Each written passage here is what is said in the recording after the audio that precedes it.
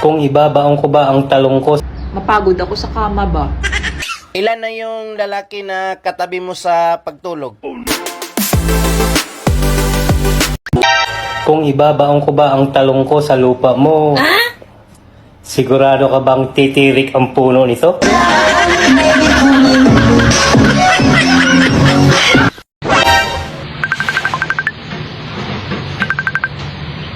No, Mare. Salamat kagabi ha.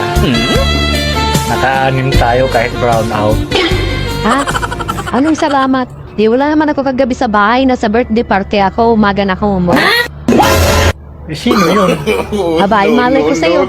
Sana pala, sabi ni Lula. Salamat daw at maayos na yung paghihinga ngayon. Ha?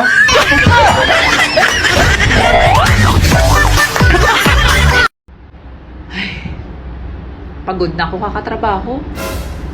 Gusto ko na rin sana maranasan yung mapagod ako sa kama ba?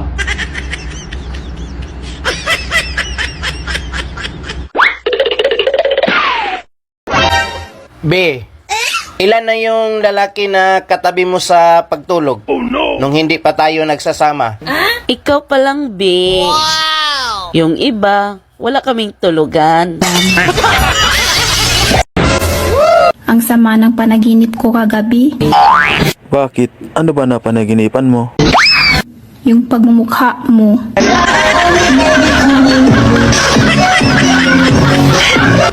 Kung ang paboritong pagkain ng sawa ay manok, ano naman ang paboritong pagkain ng buwaya? Pera ng bayan! Paborito naman yun ng buhaya eh. Pera ng bayan. Tito,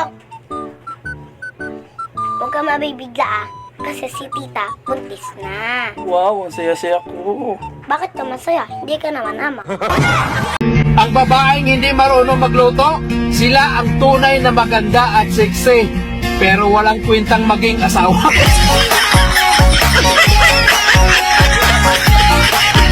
Lo, maglabing-labing pa ba manilo lalo? Oh, siyempre. Unsa may style lo? Naluya naman mo. Mag-iniro. Kuya Awoy, dog style? Dili ako. Simhot-simhot na lang.